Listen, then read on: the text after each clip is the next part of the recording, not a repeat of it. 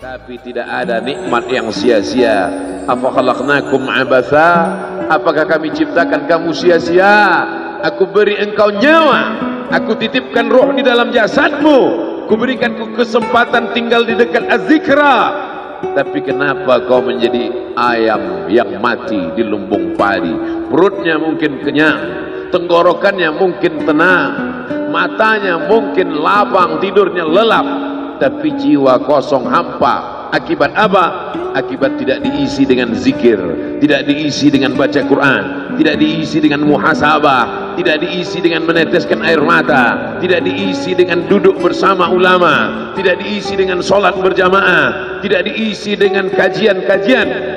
Sesungguhnya setiap kita datang ke dunia ini sudah membawa benih. Tidak ada yang lahir ke dunia ini kosong hampa. Jadi kalau ada bapak-bapak yang diceramahi oleh orang motivator atau siapapun dia, mari isi anak kita dengan Islam, mari isi anak kita dengan iman. Tidak begitu guys. Kita lahir ke dunia ini bukan dalam keadaan kosong. Kita lahir sudah membawa iman. Mana dalilnya? A'udzubillahi minasyaitonir rajim. Wa idz akhadha rabbuka min bani Adam.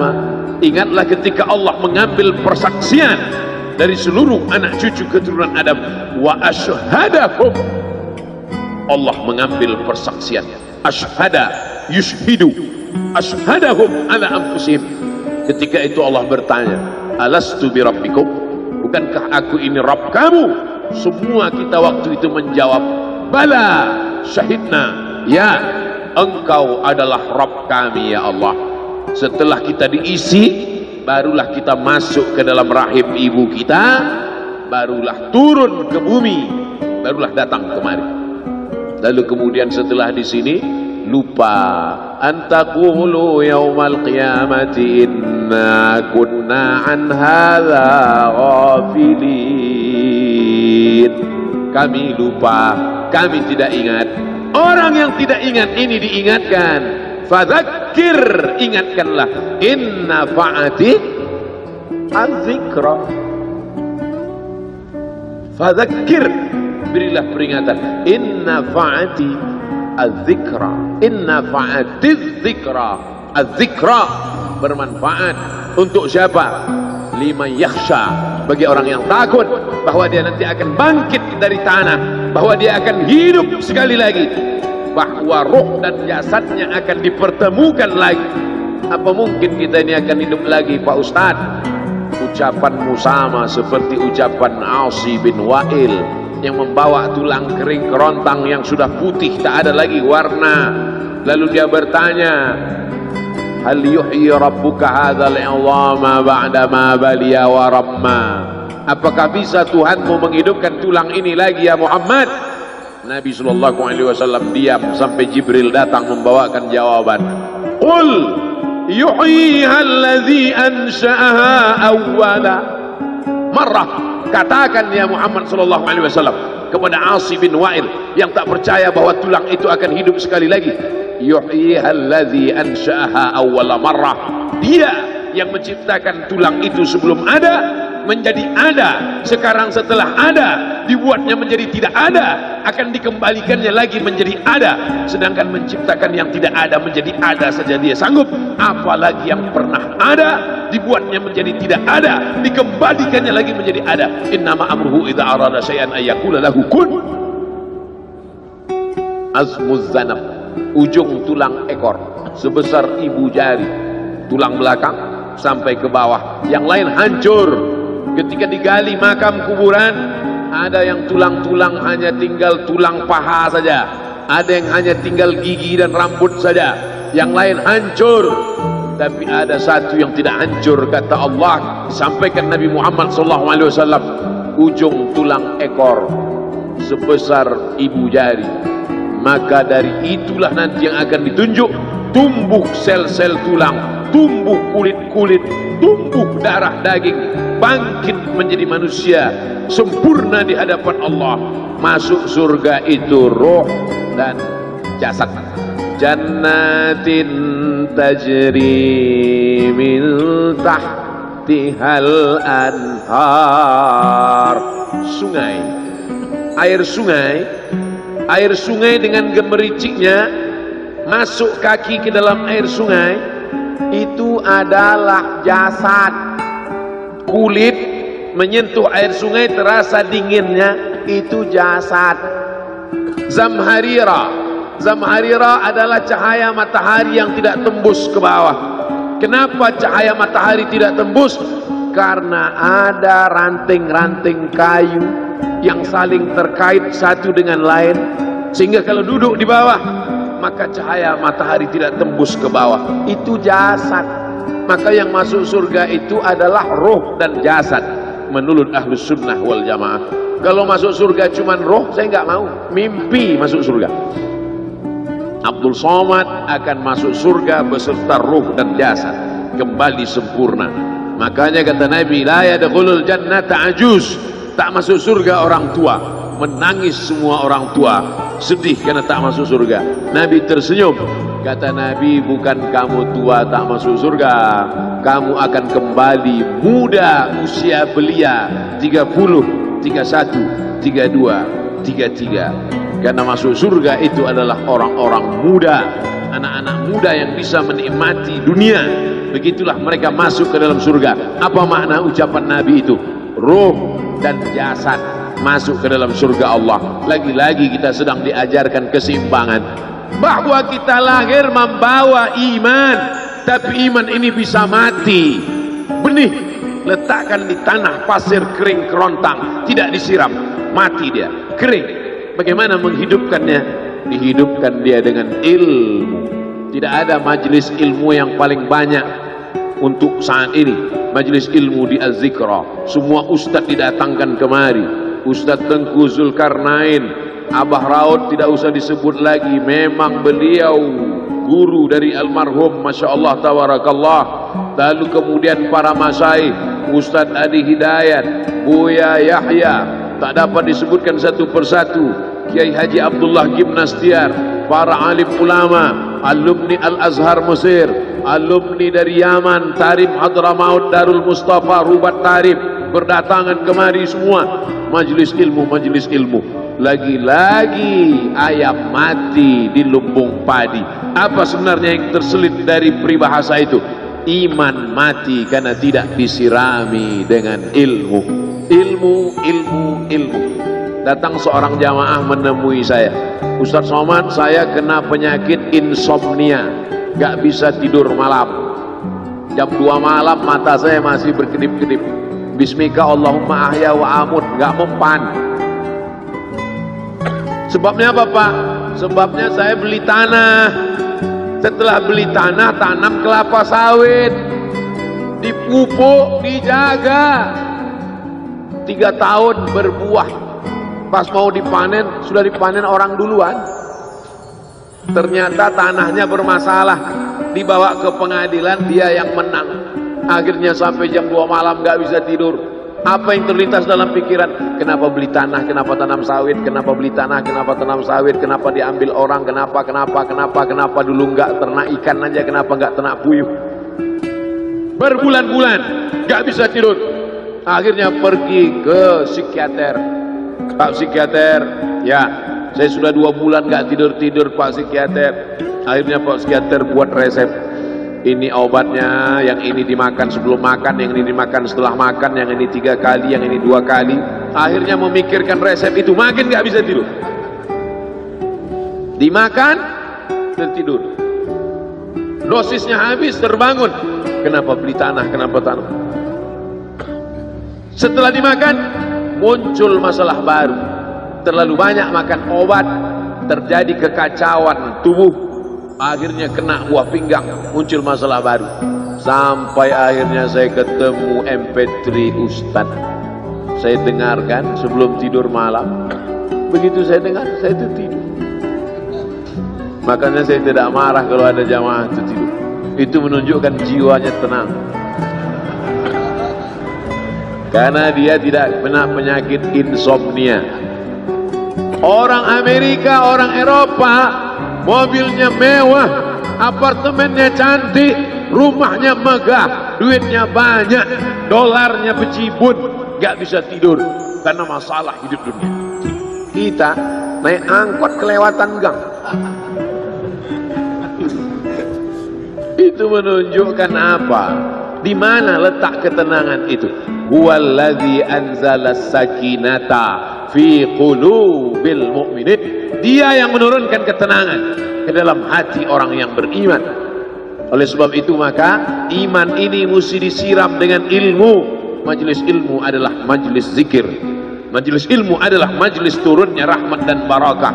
Majtama'a qaumun fi baitin min buyutillah. Sekelompok orang berkumpul di rumah Allah, yatsluna kitab Allah, membaca ayat-ayat Allah, wa yatadarasunahu fima bainahum, mengkaji isinya. Nazalat alaihimus sakinah, turun ketenangan. Wasyat bihimur rahmah, turun rahmat kasih sayang Allah. Haffat bihimul malaikah, dikelilingi oleh para malaikat. Wa dzakarahumullahu fi man indah, dibanggakan Allah Ta'ala dengan para malaikat. Tadi malam ketemu dengan murid dari Syekh Muhammad Yasin bin Isa Al-Fadani di Zawiyah Raudhah. Ketemu, cium tangan, barokah, zikir, sholawat, tenang jiwa. Lalu kemudian subuh ini ketemu dengan Abah Raud, ketemu dengan para penghafal Quran, ketemu dengan santri-santri, tenang jiwa. Tidak ada yang menenangkan jiwa ini selain daripada majelis zikir, majelis ilmu. Betapa meruginya ayam-ayam mati di lumbung padi. Benih tidak disiram, mati. Benih yang disiram dengan majelis. Paksa-paksakan diri siang, sholat qabliyah, sholat ba'diyah. Paksa-paksakan diri pagi, sholat duha. Paksa-paksakan diri, sholat subuh berjamaah, barulah dia berbuah. Kalau dia tidak berbuah, dia hanya sekedar pokok kayu yang hanya membuat sampah saja. Tapi paling tidak tempat orang bernaung di bawah ketika panas. Tapi manfaatnya tidak sesuai karena yang ditunggu itu buahnya. Masa pohon kayu rindang besar tidak berbuah, sementara semangka yang kecil buahnya besar? Oleh sebab itu maka mesti berbuah. Benih disiram, berbatang, berputih, berbuah. Buahnya ranum, cantik dan indah. Begitu dibelah tak bisa dimakan. Kenapa? Ulat semua isinya. Oleh sebab itu mesti dijaga. Benihnya disiram. Apa yang bisa menjaga ini? Diprotek dia. Kenapa apel tidak dimakan ulat? Bukan karena ulat tidak sanggup beli apel, tapi karena disemprot pestisida. Ulat tahu ini ada pestisidanya, maka dia tidak makan. Kita nggak tahu, dimakan. Ikan asin tidak dikerubungi lalat. Tidak ada satupun lalat yang hinggap di ikan asin. Kenapa? Karena lalat tahu ikan asinnya pakai formalin. Manusia nggak tahu. Pintar mana manusia dari lalat? Jangan jawab. Akhirnya orang makan, menumpuklah pestisida dan formalin dalam darah. Apa namanya? CANCER, cancer. Karena dia tidak larut dalam tubuh. Yang lain-lain larut. Makanan-makanan larut menjadi energi, menjadi sampah, dibuang menjadi kotoran. Sama seperti daun, kalau jatuh ke tanah larut menjadi pupuk. Tapi plastik tidak larut, maka plastik sampah bertebaran. Oleh sebab itu maka ini mesti dijaga. Apa yang bisa menjaga buah apel supaya tidak berulat? Jagalah dia dengan ikhlas. Kamu kenapa nggak ke masjid? Saya kalau ke masjid riya, maka saya nggak ke masjid biar ikhlas. Tarkul amal li ajlin nas riya. Kata Imam Fudail bin Iyad, tarkul amal li ajlin nas riya. Tidak jadi beramal karena takut dipuji orang, riya. Wal amal li ajlihim syirik. Beramal karena ingin dipuji orang, syirik. Kenapa kamu nggak pakai sorban? Takut dipuji orang, riya.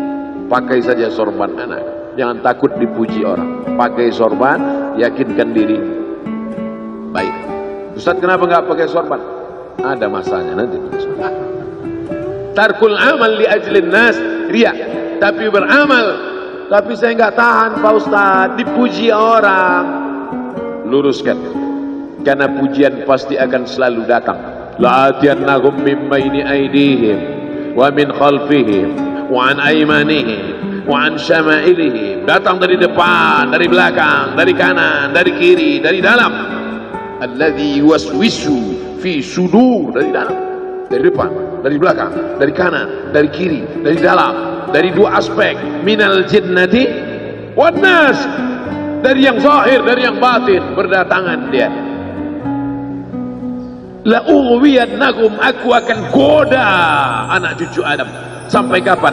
Madamat arwahuhum fi ajsadihim, selama roh masih bersemayam dalam jasad, selama masih hidup, dia terus menggoda. Kapan kita berhenti dari godaan ini? Nanti setelah terbaring, terbujur kaku, bahkan sampai mau sakaratul maut pun dia tetap menggoda. Itulah makanya orang berzikir tidak bisa digoda waktu sakaratul maut. Kenapa? Karena la ilaha illallah akan terngiang di telinganya. Subhanallah walhamdulillah wa la ilaha illallah wallahu akbar.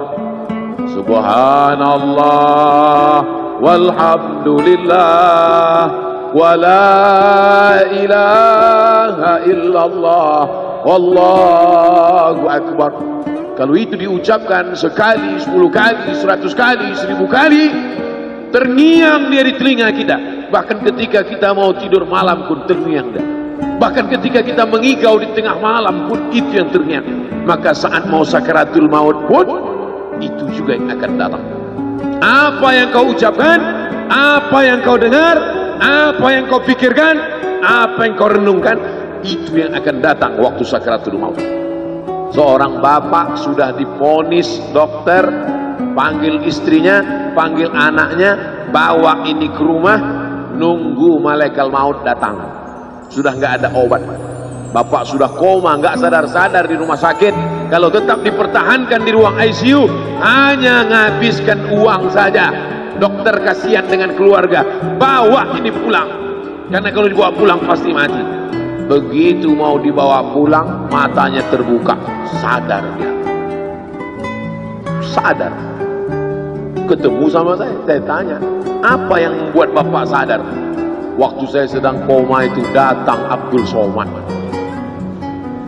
Terus apa kata Abdul Somad itu? Nanya kapan tablik akbar. Akhirnya saya terbangun. Kapan tablik akbar? Saya terbangun, saya pulang ke rumah, saya kumpulkan panitia buat tablik akbar. Datang. Saya heran, kok bisa saya yang datang waktu itu? Saya mencoba menganalisa, kenapa waktu dia koma itu saya datang. Saya tanya, Bapak kalau di rumah ada nonton YouTube? Ada. YouTube siapa? Abdul Somad. Oh. Dari rumah ke tempat kerja, dengar MP3 radio, enggak radio Pak Ustaz, MP3, suara iya. Suara siapa? Ceramah Abdul Somad. Baru saya connect. Ternyata apa yang sering didengar, apa yang sering ditonton, apa yang sering dipikirkan, itulah yang akan datang ketika kita koma. Hati-hati yang suka sinetron Korea. Hati-hati yang suka Bollywood. Itu yang akan datang nanti waktu kau koma.